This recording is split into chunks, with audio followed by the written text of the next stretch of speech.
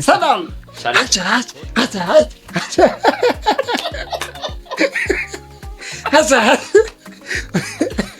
وحش እስኪ በለው ኧረ በለው ዊርድ ነው እባክህ እንዲህ ነበረ እንዴት ነው ልክ ነኝ ተብራው ሴዶ እንኳን ደህና መጣህ ወደ ቆጣሪ ፖድካስት ቆጣሪ ፖድካስት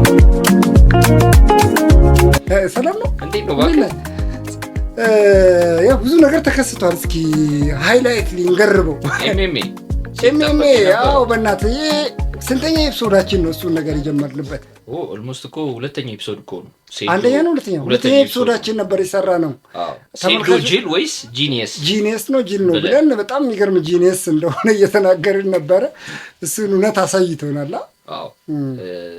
ስቲል ፋይቱ እስኪከናወንበት እስከ ይሄ ያው ሰኞ ዕለት የተሰጠው መግለጫ ድረስ እስኪደርስ ድረስ የሴዶ ለዚህ ለፋይት ያደረገው እንትን በጣም በጉጉት ብዙ ሰዎች እንዲጠብቁትና ስለ ኤምኤምኤ ራሱ ብዙ ዕውቀቱ የሌላቸው ሰዎች ምንድነው ብለው ራሱ እንዲያስቡ ያደረገ ስለሆነ በጉጉት የሚጠበቅ ፋይት የፊታችን ናሴ 20 ወይ 21 እንደዛ ነገር ከሁለቱ አንድ ቀን ፋይቱ ይደረጋል ናሴ 20 ማክሰኞ ነው ናሴ 20 ማክሰኞ እንትን ነው የሞሊድ ቀን መሰለኝ አረባክ በሆነ አጋጣሚ ነው ያወኩት ሴዶ እንኳን አለ ስለዚህ ሴዶ እንደሚያሸንፍ አረጋግጧል ማለት ነው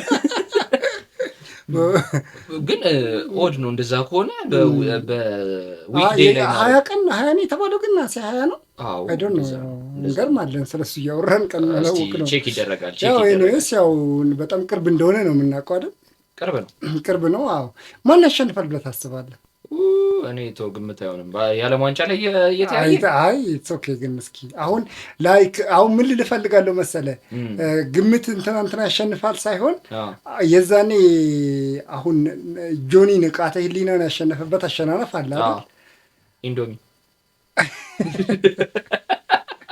እሱ አለ አይደል ከዛ በኋላ የሆነ ዴቨሎፕ ያደረግነው ፐርሰፕሽን አለ ለጆኒ ገብቷል ኤኒ ፋይተር ኤኒ ፕሮፌሽናል ሆነ ፋይተር ምናምን ሀፕን ቢያደርግ ናሴ 22 ናሴ 21 ልክ ነኝ ማለት ነው ናሴ 21 ማለት ሮብ ቀን ነው የሚሆነው ሮብ ቀን ነው ሶ ይሄ ለጆኒ ጂጂትሱ የሆነ እንትን ዴቨሎፕ ያደረግነው ፐርሰፕሽን አለ እሱ ፐርሰፕሽን አሁን አለ ብለህ ታስባለህ ላይክ በቃ ማንኛውም አይነት ፕሮፌሽናል የሆነ ፋይተር ቢገጥመው በአጭር ጊዜ ውስጥ ላይክ ምንም በደንብ ቻሌንጅ ላደርገው ይችላል ብለህ እናስብ እንደነበረው ታስባለህ እሺ አትሊስት እንትና አሸንፋ የሚለው ይቅርና አሁን ምን አለ መሰለ ይሄ ጆኒ እንደሚለው ወይም ጆኒ ጂጂትሱ እንደሚለው ኤምኤምኤ ሞር ጂጂትሱ ስኪል ለኤምኤምኤ የሆነ የሚጠቅምህ ነገር አለ ግን ኤምኤምኤ ጂጂትሱ ብቻ አይደለም ብዙ ነገሮች አሉት ሚክስድ ማርሻል አርት ኪክቦክስ አለው ቦክሲንግ አለው ማርሻል አርትም አለው እሱ አሁን ኤክሴል ያደረገበት ነገር አለ ሴዶም ደግሞ የሆነ ኤክሴል ያደረገበት ነገር ይኖራል ብዬ አስባለሁ ወይ ኪክ ቦክሲንግ ሊሆን ይችላል ስንት ብሎኬት ደብድቤ ብሏል እንትኑም ላይ መግለጫውም ላይ እዚህ ያደረስኩት እኔ ነኝ ማርሻል አርቱም ብሏልና ዋናው ጠንካራ ሳይዱን ማን ሊጠቀም ይችላል የሚለው ነው የሚያሳየውና ብዙ ጊዜ እንደዚህ ግራፕሊንግ ነው የሚሉት ይሄ የመያያዙና እንትን የማደረጉ ነገር ብዙ ጊዜ ኤምኤምኤ ላይ ካየ አንዳንዶች ሁሉም ኤምኤምኤ ላይ ያ ነገር የለም ባይዘው ሁሉም ኤምኤምኤ ፋይት ላይ ዩኤፍሲ አይተመታ ከሆነ ሁሉም ላይ እንደዚህ መጣጣል እንትን ማድረግ በሰሚሽን ነገር እንደዚህ አስመጥተ ምናምን በቃይ ምናምን የምትልበት ነገር አይደለም አንዳንዱ ላይ ይኖራል ኦፍ ኮርስ በኪክ ያልቃል በኖካውት ያልቃል ጂጂትሱ ብቻ ቢሆን ኦፍ ኮርስ ጃኒ ብቻ ልትለው ትችላለህ ግን የሴዶ ኳሊቲ አሁን የእንትና ጂጂትሱ አንደኛ ነው የጆኒ ማንም አይክድም ደቤስት በቃ በጣም ብዙ አመት እንደሰራበት ብዙ እንትን እንዳለ ያስታውቃል። ያ አሁን ውድድሩ እሱም ፌቨር ያደርጋል ወይ ነው ላይ እሱም ፌቨር እሱም ሳይድ ግራቢንግ ይኖረዋል ወይ እንደ ኦልሶ አሁን ስታየው ሴዶን በብዛት የምታያቸው ላይክ ፕሩቭን የሆነ ፋይት አድርጎ አይተን አናውቅም፣ ግን ይኸው ዝም ብለህ አክሽኖቹ ምናምን ስታይ ኪክ ነው በደንብ እንትን የሆነ ስትሪንግዙ የሚመስለው ስፔሻላይዝ አረገ እንኳን ለማለት ስለማንችል ስትሪንግዙ የሚመስለው ኪክ ነው ወይ ደግሞ ከርቀት መምታት ኦር ላይክ እንደዛ አይነት እንትኖች ናቸው ያሉት ስትሪንግዙ የሚመስሉት። የጂጂትሱ ደግሞ እንዳልከው ግራቢንግ ነው። ኢቨን ብዙ ጊዜ ሁላ ይላል ግራብ ትደረጋለህ እመታ ይሆናል ላይክ ኪክ እንኳን ቢደርስብኝ አይ ውድ ግራብ ካረኩ ሰሚሽን አስደርጋለሁ ኦር ላይክ መገጣጠሚያዎችን የቱ ጋር እንደሚፈቱ አውቃቸዋለሁ። ያ ሃይፕ ነው ብዬ ነው ማስበው። ማለት ሰብራለሁ ምናምን ያው ለትራሽ ቶክ ነው ትራሽ ቶክ ነው ያኔ ይሰብረዋል። ስፖርቱም አይፈቅድም ኤምኤምኤ ሰው ለመጉዳት የምትገባበት አይደለም ስፖርቱም። ግን ኤምኤምኤ ላይክ ከሁሉም ደግሞ ይሄ የጉዳት ዴንጀር ሪስክ ያለው ውድድር እሱ ነው። ላይክ እኮ ላይክ ልትሞትም እኮ ትችላለህ ፎር ዳት ማተር አይደለ? ቦክሲንግ ይባላል ግን ኤምኤምኤ ነው ላይክ በቃ ላይክ ለመሞትም ሁላ ዳደርስ የሚችል አይነት ውድድር ነው። ዩኤፍሲ አሁን ፈርመ ነው የምትገባው ይባላል። ማለት በቃ ምንም ነገር ቢፈጠር አንደኛ እንደ አሁን ቦክስ አለ አይደለ? ባዶ ቦክስ አለ ምንም መከላከያ ሳይሆን የጥርስ ብቻ ነገር አድርገው ነው የሚገቡት። እዚህም ኤምኤምኤ ላይ ካያቸው ምንም በቃ እንትን የጥርስ መከላከያ ኦፍ ኮርስ ለሌላ ነገር ግን ምንም የለም። እንደፈለገ የሚቀጠቅጥ ደግሞ አመታት አይነት አለው አይደለ? በጣም ብሩታል ነው። አሁን ዩኤፍሲ ላይ እንደምናየው ኢትዮጵያ ውስጥ እናየዋለን ብዬ ጥያቄ ይፈጠራል። በብዙ ይኖራል ብዬ አላስብም። አሁን ትልቁ ነገር የጆኒ እና የሴዶ ፋይት ይወስነዋል ብዬ ዊነሩን ይወስነዋል ብዬ ምገምተው ነገር ምንድን ነው ማን የራሱን ጥንካሬ እንዲጠቀም ይፈቅድለታል ነው።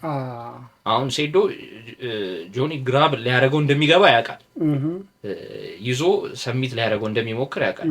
ያንን እንዲያደርግ ይፈቅድለታል።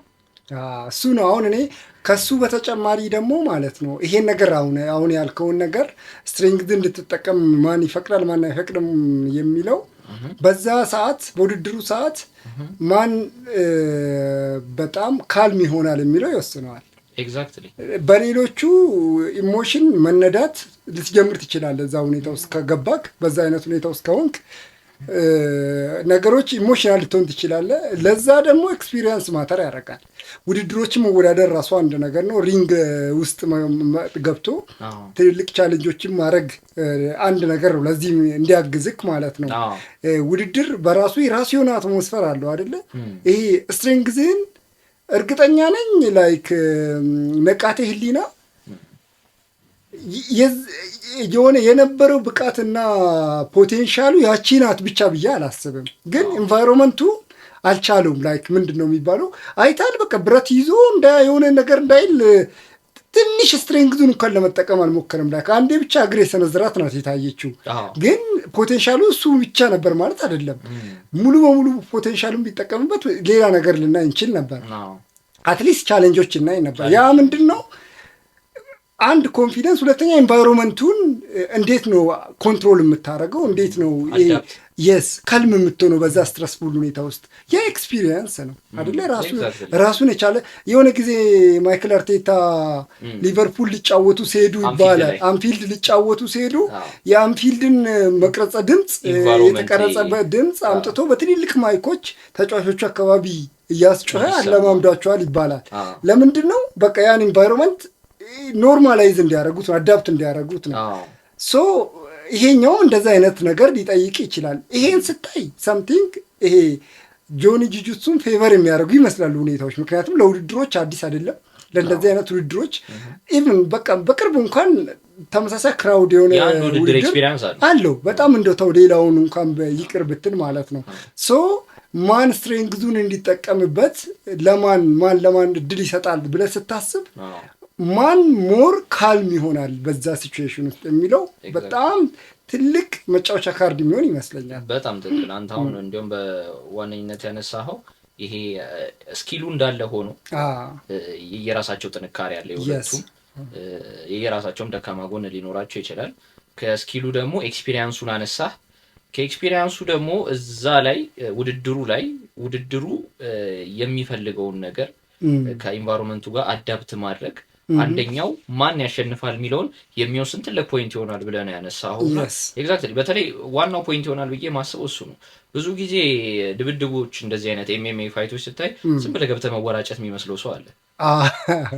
ባይዘዌ አይተህ ከሆነ ቦክስ ስሜት ያደርጋል። ቦክስ ስፖርት አይታላ ሰዎቹ እንደዛ አብሮ ሲሆኑ አይተታካል ምናምን ይላል ማለት ነው። ደጋፊዎች ምናምን አብሮ ገብቶ ለመማታት ምናምን ይሞክራልና ግን አይደለም ኢቭን ማለት ነው መምታት እየቻልክ የምትከላከልበት ታይም ሊኖር ይችላል። አሁን ቦክስ ስፖርት ላይ ያሉት ሰዎች ሙሉ ጉልበታቸውን በተለይ ረጅም ዙር የሚሄድ ቦክስ 12 ምናምን ዙር ድረስ የሚጫወቱት ቦክስ ሊኖር ይችላል እና 12 ማክሲመም ነው አይደል? ማክሲመም 12 ድረስ ሄደው የሚጫወቱ ሲኖሩ ምንድነው ወደ መጨረሻው ዙር ላይ ይሄድ ስደርስ መጀመሪያ ላይ ኤነርጂን ዝም ብለህ በመወራጨት ጨርሰህ ከነበረ እጄ ይታዘዝልህ። እንደምታዩት አይደለም አሁን መጀመሪያ የምትመቱት ቦክስ እና መጨረሻ ላይ የምትመቱት ቦክስ አለ። ስለዚህ የተቆጠበ ኤነርጂ እንዳለ ታውቃለህ። ስለዚህ መች ሰዓት ላይ ላሳርፍ የሚለውን ስትራቴጂ ነው ባይዘው ሶል አባውት ስትራቴጂ። ስለዚህ ውድድር ላይ ከነሴዶና ጆኒ ፋይትም ጋር በተያያዘ ማን ሞር ስትራቴጂክ ነው ማለት ምን አይነት ስትራቴጂ ሊጠቀም ይችላል? ስትራቴጂያቸው ደግሞ ከስኪላቸው ጋር የተገናኘ ነው። አንድ ሰው ደካማና ጠንካራ ጎኑን ካወቀ የሚጠቀመውን ስትራቴጂ በዛ መሰረት ማድረግ አለበት። አሁን ጆኒ የመጀመሪያው ፋይቱ ላይ ከጆኒ ጋር ከንቃተ ህሊና ጋር የነበረው ፋይት ላይ ያደረገው ነገር በቃ እንዴት አድርጎ እንትን ሊያደርገው እንደሚችል ገብቶታል። እሱ ወዲያው ግራብ አደረገው። በቃ ጠንካራ ጎኑን እንዲጠቀም ፈቀደለት። እንትናም አልቻለም። በቃ ወዲያው ሙሉ በሙሉ በቃ ፍላው ጥንካሬውን ጠንካራ ጎኑን አሳልፎት የሰጠው። እስኪሉም ያ እንደሆነ ያውቃል። ያን ነገር እንዲጠቀም ፈቀደለት። እንዳልከው የንቃተ ህሊናም ኤክስፒሪየንስ የፋይት ኤክስፒሪየንስ አዲስ መሆን ለኢንቫይሮንመንቱ አዲስ መሆን ያ ነገር ያደረገው ይመስለኛል። ብዙ ጊዜ ደግሞ እንደዚህ አይነት ፋይቶች በጨበጣ የሚገቡ ፋይቶች አይደሉም። ማለት የመጣ ይምጣስ ያሳየዋለሁ ምናምን ብለህ ብትገባ አይደል እንደዛ ባይዘው ትሸነፋለህ። ዳስ ፕሮፌሽናል ውድድር ነው ይሄ። ፕሮፌሽናል ውድድር ነው። ፕሮፌሽናልን ከተራ የመንገድ ድብድብ ምንድነው የሚለየው ካልክ አንደኛ ህግና ስነ ስርዓት አለው። ሁለተኛ ደግሞ ስትራቴጂክ ነህ ማለት ነው። ከሌላው ሰው አሁን ምንም ድብድቡን ማናውቀው ሰዎች ገብተን ምን እንደምንወራጨው አይነት ነገር አይደለም ማለት ነው። ስለዚህ ስትራቴጂ ይኖረዋል፣ መንገድ ይኖረዋል፣ ትሬኒንግ ይኖረዋል። ፕሮፌሽናል የሆነ ነገር ሲሆን እንደዛ ይሆናል ማለት ነው። ስለዚህ የሴዶና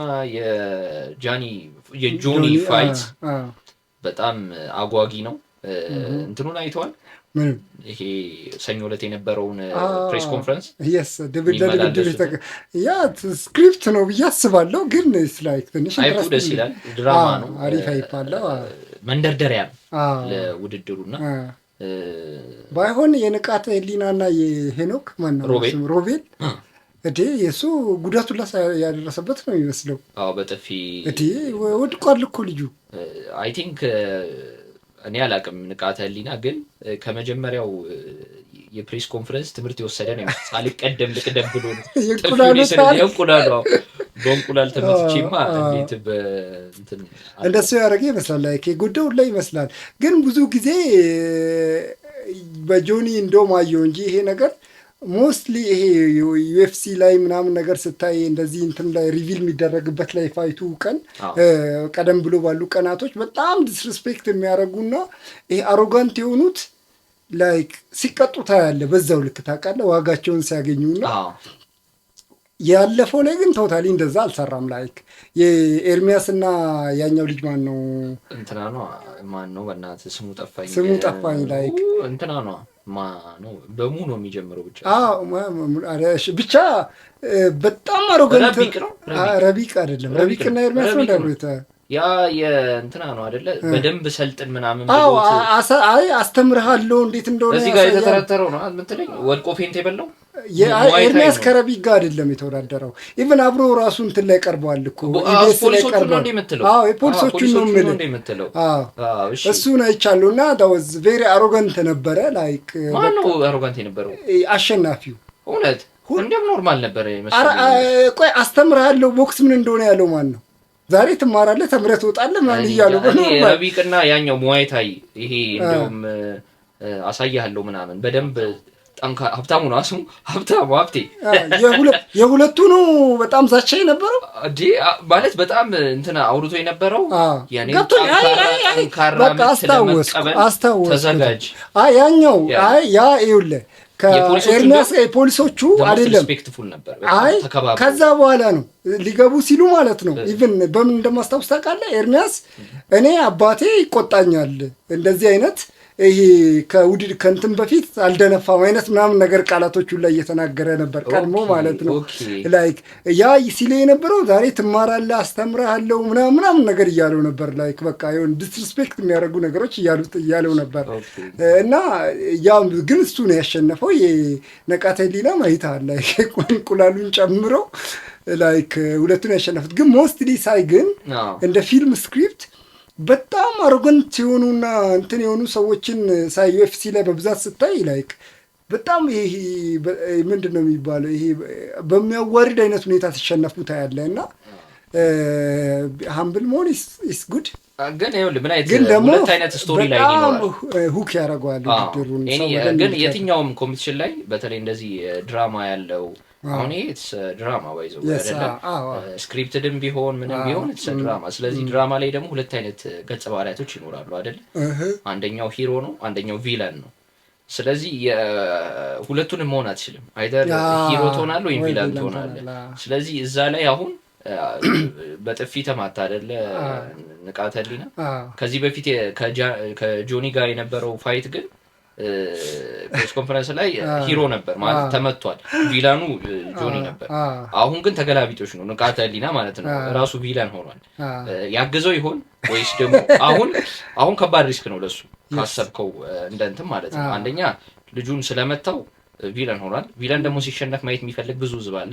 ስለዚህ እሱ እንዲሸነፍ የሚቋጠር ብዙ ሰው አለ ብዬ ነው ማስበው።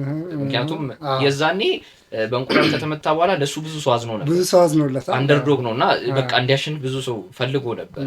ያው ዲስአፖይንትድ ቢሆንም ሪዛልቱ አሁን ግን ተገላቢጦሽ ሆኗል። ዲስአፖይንቲንግ ነበር ለሱ ማለት እሱ እንዲያሸንፍ ለፈለጉት ዲስአፖይንቲንግ ነበር። ምንም እንትን የምንለው ነገር አይደለም። አሁንም እንግዲህ የሱ ታሪክ ገልብጦታል። አንደኛ እንትኑ ራሱ ካራክተሩ ተቀይሯል። እንትና ሲዞ ነው የመጣው ንቃተ ህሊና አዚኛው ላይ ሲዞ ነው የመጣው። እዚህኛው ላይ ሌላ ካራክተር በቃ ቪለን ሆኖ ነው የመጣው። ደግሞ ጆኒ ስር ሰልጥኖ ነው የመጣው። ጆኒ ስር ብዙ ሰው እያደነቀውም ነበረ ላይ ተሸነፈ ኢጎኑ ስለዚህ ቪለን ሆኖ መጥቷል ማለት ነው። የሴዶና የጆኒ ያው እንትን ላይ ሴዶ የሆነ ነገር ለማድረግ ሞክሮ ነበር፣ አልደረሰበትም። በግሩ ሊማታ ፈልገው የተለየ ነገር አልነበረውም። ስለዚህ ሂሮና ቪላን አንልም፣ ግን ሴዶ አንደርዶግ ነው ብዬ ነው ማስበው። አሁን አብዛኛው ሰው የሚገምተው ይመስለኛል ጆኒ ያሸንፋል። አሁን ግን እኔ እንደዛ ያ መጀመሪያ የነበረኝ ግምት ምን እየሸረሸረው እንደሆነ አላቅም። ውስጥ የሆነ ነገር እየነገረ ነው። ውስጤ ግን የሆነ ነገር እየነገረኝ ነው ላይ ምክንያቱም ሴዶ እንደምናስበው ጅል እየመሰለኝ አይደለም። ገብቶሃል አይደል? እንደምናስበው ጅል እየመሰለኝ አይደለም። ላይክ ከሀገር ውጭ ሁላ ወጥቶ እኮ የሆነ ነገሮችን ለማድረግ ሞክሯል፣ ትሬን ለማድረግ ሞክሯል። ብዙ ነገሮችን አፕን ዳውንስ በቃ ማርኬቲንግ ሁላ ሲጫወትባቸው አይተናል። እኛ ራሱ 2 ኤፒሶድ እሱ ላይ እስክንሰራ ድረስ ማለት ነው። እና ላይክ አይ ዶንት ቲንክ ሶ ብቻ ነገሮች መጀመሪያ እንደነበረኝ ላይክ በቃ ዝም ብሎ ጨዋት ነው። የልጅ ወይ አይወዳደርም ወይ ከተወዳደረም ላይክ በሆነ አይነት ጊዜ የሚያልቅ አይነት ነገር ነው የሚሆነው ብዬ ያሰብኩት ነገር አሁን ትንሽ መልሼ እንዳየው አድርጎኛል። ብቻ ምን እንደሆነ አላውቅም። እሱን እስኪ እና ዩቲዩብ አትርፎናል ባይደው አልገብተን ነበር። ሁለተኛ ኤፒሶድ ዩቲዩብ ያተረፈን ወይስ እንትኖች ተመልካቾች አትርፈውናል? እውነት ነው። ይህን እኛም ቪዲዮ ከሚያዩት ወደ 30% የሚሆኑ ሰዎች ሰብስክራይብ ሳያደርጉን ነው የሚያዩት። 40% የሚሆኑ ሰብስክራይብ ሳታደርጉ ነው የምታዩት። ፕሊዝ ሰብስክራይብ አድርጉን። ምን ነበረ ሁለተኛ ኤፒሶድ ላይ ገብታችሁ ማየት ትችላላችሁ። ቪዲዮዎቻችን ላይ ሴዶ ጂል ወይስ ጂኒየስ የሚለው እሱ ላይ ሴዶ ጂል ወር ጂኒየስ የሚለው ላይ ውድድ ምንድነው 10,000 ሰብስክራይበር ከገባን ገብተን ኮመንታሪ እናደርጋለን ብለን ነበር ላይቭ። ላይክ አሁን በዚች 20 በማትሆን ቀን ውስጥ ትኬቱም አይቀመስም 10,000 እንገባለን ነው ሌላ ጥያቄ ነው። ከገባችሁ ግን እኛ ከገባን ግን ቃላችን እናከብራለን። 1,000 አልገባንም። 1,000 ፎር ዛት ማተር 1,000 ብንገባ የሆነ ነገር እናደርጋለን። 50 40 ምናምን ቪዲዮ ሰርተን 1,000 አልገባን እኛ ብቻ ነን ስትሪሞቹን ሳያካትት። ተስፋ ለመቁረጥ ግን እኛ እናቆም ወሬ እኛ እናቆም ኤኒዌይስ አንተ ሌላው ሳምንቱ ሮናልዶ ሊያገባ ነው ባይደው ከስፖርት ወደ ስፖርት ስንሻገር ሮናልዶ አለ በጣም ብዙ ሰው ሲያወራ የሰማሁት ማን እንዴ ማለት ሮናልዶ አላገባም እንዴ ምናምን ነገር ይላሉ ታውቃለህ። የወሬ ሲወራ እኮ ሴንስ አይሰጠኝም። አሁን የፈረንጆቹ ምንድነው የሪሌሽንሺፕ እና የትዳር ሁኔታ በተለይ ሴሌብሪቲ ግራ ነው የሚያጋባ። አሁን ልጅ ወልደዋል አብረው 10 ዓመት በላይ ኖረዋል። 10 ዓመት አብረው ነው 5 ልጆች አብረው እያሳደጉ ነው። 3 ከሷ ያልተወለዱ ነው፣ 2 እሷ የወለደችው ጆርጂና ሮድሪጌዝ አሁን ሚስቱ የወለዳቸው 2 ልጆች አሉ። 10 ዓመት አብረው ኖረዋል፣ ግን እስካሁን በትዳር አይደለም እየኖሩ ያለው። አይገርምም? እና ምንድነው የሚባሉት እነዚህ ሰዎች? በኢትዮጵያ ሕግ እኮ አንዲት ሴት በኢትዮጵያ ሕግ ቢሆን እኮ ባልና ሚስት ናቸው ታውቃለህ አይደል? አንዲት ሴት የአንድ ወንድ ቤት ውስጥ ለሆነ ስንት 3 ወር ነው 6 ወር መሰለኝ ምስክር ካለ 6 ወርና ከዛ በላይ አንድ ቤት ውስጥ አብሮ እንደቆዩ ምናምን የሚያረጋግጥ ምስክርና ማስረጃ ከተገኘ እንደ ሚስት ትቆጠራለች ይላልና ያው ወረቀቱ አያስፈልግም እና እዛ ጭራሽ ሌላ ህጉላ አብሮት ይኖራል። ላይክ ተጋብተውላ ጋብቻዎቹ ፕሪኮንዲሽንስ በጣም ብዙ ይኖሩታል። በጣም ኤግዛክትሊ። ግን ብዙ ጊዜ እንትን ምንድነው እንደዚህ ሴሌብሪቲ ስትሆን በተለይ ደግሞ በቃ ስታተስም ከፍ ሲል ገንዘብም ብዙ ሲኖር ብዙ ጊዜ ለትዳር አይቸኩሉም ይባላል።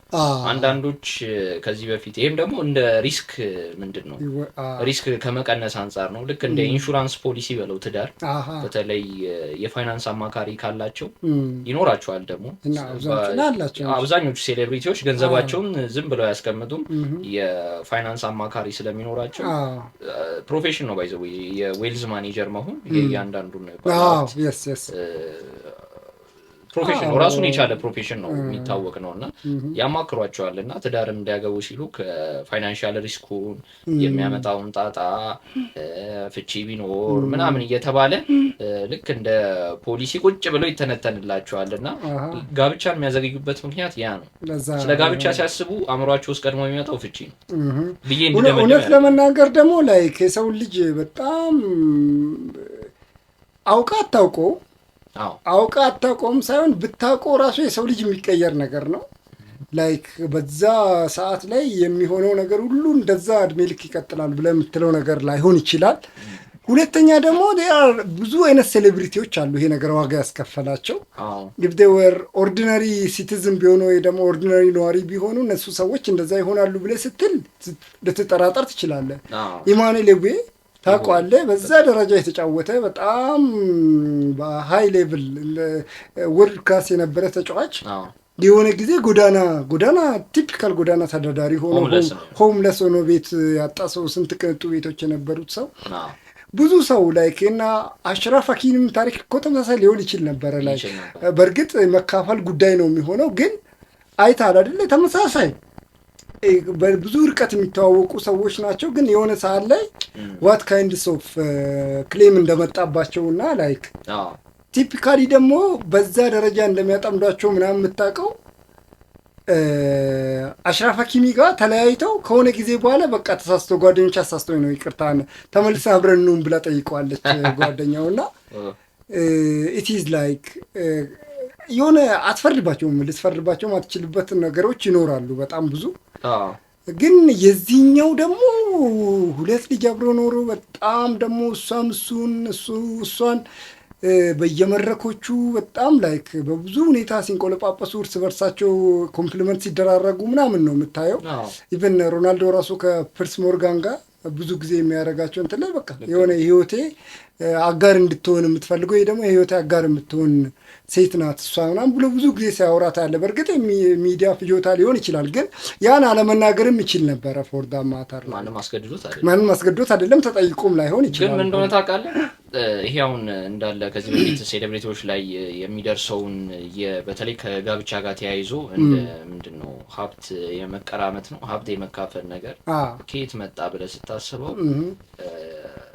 ትዳር ትራንዛክሽናል ሲሆን ሰጥቶ መቀበል ሲሆን ትዳር እንደዚህ አይነት ውጤት ያመጣል። ዴፊኒትሊ ሰጥቶ መቀበል ሲሆን፣ ምክንያቱም እነዚህ ተጫዋቾች የሚያገቡት ምን አይነት ሴቶችን ነው?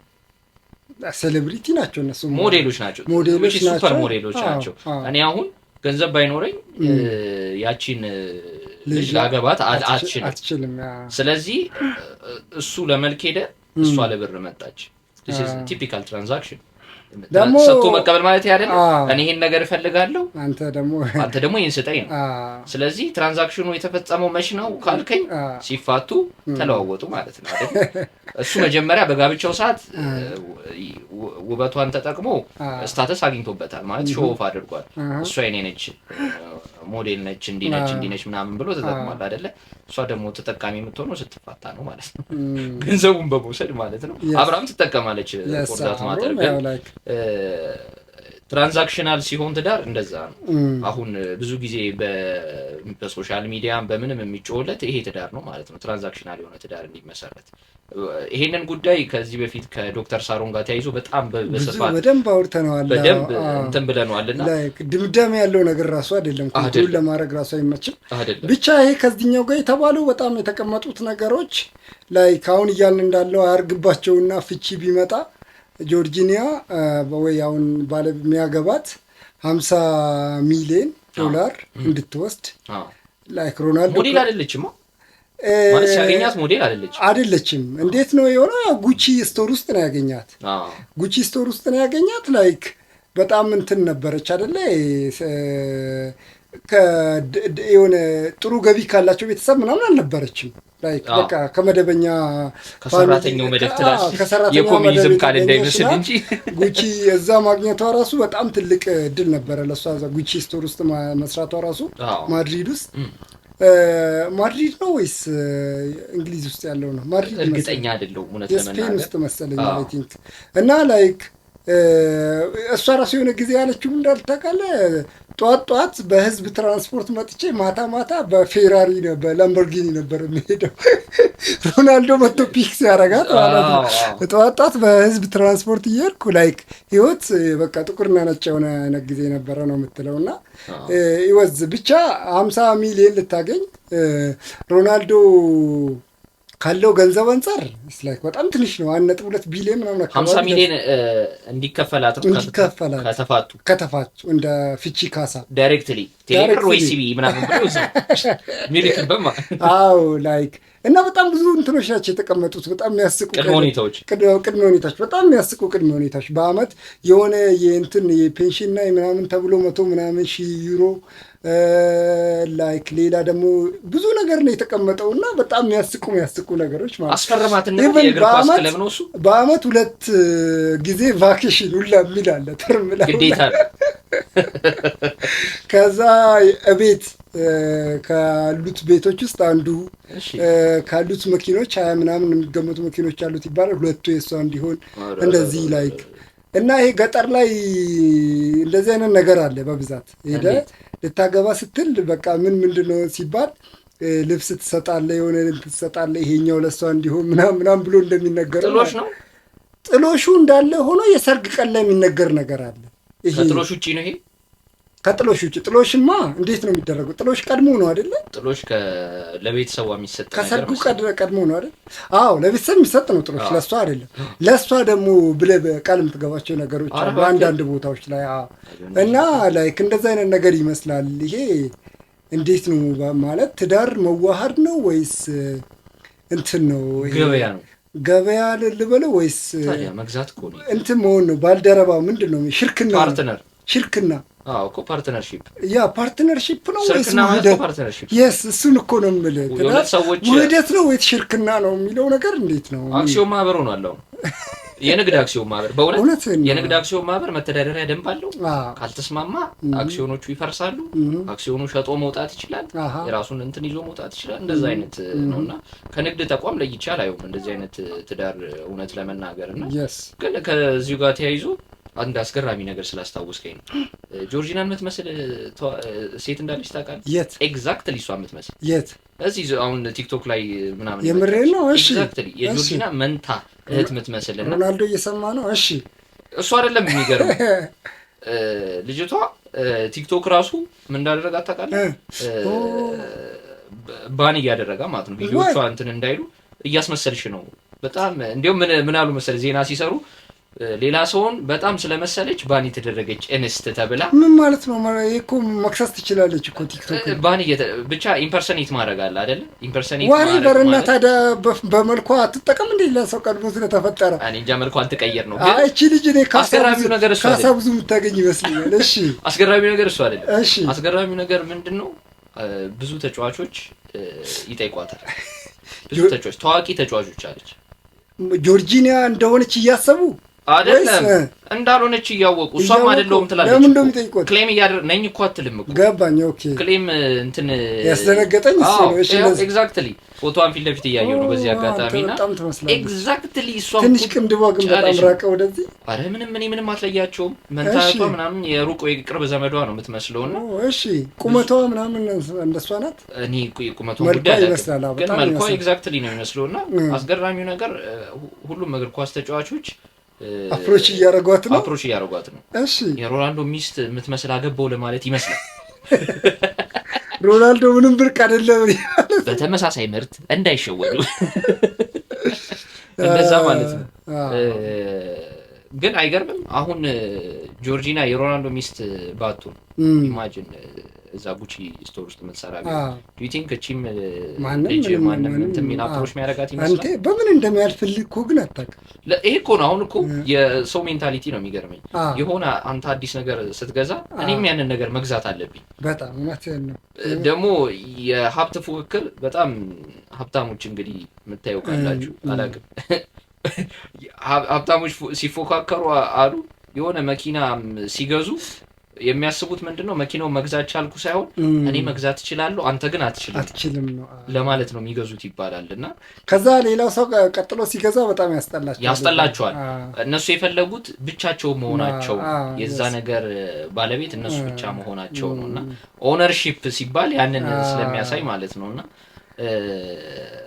አንዱ አሁን የሮናልዶ ተፎካካሪ ሮናልዶ መምሰል የሚፈልግ ይመጣና ያገባትና ጆርጂና ምትመስል አገባው አይነት ነገር ልክ እንደ ቁስ የመቁጠር ነገር ነው which is በጣም አስቀያሚ ነገር ነው። ግን ስላስታወሰኝ ነው ከጆርጂና ጋር ተያይዞና በዚህ ሳምንት እንግዲህ ቅዳሜ ወይ እሁድ ቆንጆ ሰርግ ይኖራል ተብሎ ይጠበቃል። ሁላችሁም ተጋብዛችኋል? ሜሲን ጋብዞታል። አይ በጣም የተረጋገጠ አይደለም እሱ ነገር ተብሏል። ጋብዞታል የሚል መረጃ ነው። ግን ሊጋብዝ የሚችልበት ሚንስ ሊኖር ይችላል። አይ ኖ ጋብዞታል የሚል መረጃ ነው። የሁለቱ ባለቤት ሚስቶች ጓደኛው ይተዋወቃሉ። ጆርጂናና የሜሲ ባለቤት አንደኛ በአርጀንቲናዊነታቸው አርጀንቲና ነች አይደል? ጆርጂና ሃፍ ስፔን ሃፍ አርጀንቲና ነች አይደል? እንደዛ ናትና ያው በስም አርጀንቲና በሚለው ኦኬ ይተዋወቃሉ ይባላል። በጣም ወዳጅ ናቸው ይባላል፣ ይቀራረባሉ ይባላልና ሚስቱ ተጋብዛ ሜሲ አይቀርም ብቻ ጉድ ሊታይ ይችላል። እና ከእንትን ምናምን ይከለከላል ፎቶ ምናምን ይዞ መግባት ይከለከል ይችላል። አው ብዙ ነገር ላናይ እንችላለን። ኦፊሻል ሚዲያዎች ላይ ፓፓራዚዎች ምናምን ድራሽ አባታቸው የሚጠፋ ይመስለኛል። ምክንያቱም እንትን ላይ መንሱር ላይ ሰማሁት ነገር አለ። ኢሜጅ ራይቱ ላይ ይሸጣል። አዎ ቀላል አይደለም። አንድ መጽሔቶች ምናምን ብቻ ነው ኢሜጅ ራይት የሚኖራቸው እዛ ላይ። የሰርግን ቃስቧል። እኔ እናንተ ለሰርግ ምናምን ብር ከፍለህ ታወጣለህ፣ እዛ ይከፈልላል። ጭራሽ ያል ገቢ ያስገባል ሰርጉ የሚባለው ድርጅቶች ብዙ ስፖንሰር እሱ ይገርማል እንዴ! በጣም አስገራሚ ከሰርግ ጋር ተያይዞ የሰማሁት በዚህ ሳምንት ልንገር። ቴይለር ስዊፍት ታውቃታለህ? ቴይለር ስዊፍት ማለት አሜሪካን ፖፕ ስታር ነች፣ የሙዚቃ አቀንቃኝ ነች። ከነሱ ኤንኤፍኤል ኳርተርባክ ተጫዋች ጋር ነበር ትዳር የመሰረተችው። ኦኬ በቅርቡ አግብታለች እና የነሱ አሜሪካን ፉትቦል ኤንኤፍኤል እንግዲህ ፉትቦል ሊጋቸው እቺ ባለፈው ወደታናታ አይን ላይቭ ላይ ነው ለካ አይኔ መሰለሽ ኳስ እየወረወሩ የሚጫወትበት እንትን ላይ ነውና አስገራሚው ዜና ምን እንደሆነ ታውቃለህ? እዛ ሰርግ ላይ የነበሩትን ትራሾች በሙሉ ሰብስቦ ሶፍት የጠጡበትን ፕላስቲክ እቃዎች ምናምን እየሸጠ ነው በጨረታ እየሸጠ ነው አንድ ሰውዬ የምርህን ቆሻሻውን በሙሉ ሰብስቦ ቴይለር ስዊፍት ሰርግ ላይ የነበረ እቃ እያለ እየሸጠ ነው ገዢዎችን በደንብ አሉት ቆጣሪ ፖድካስት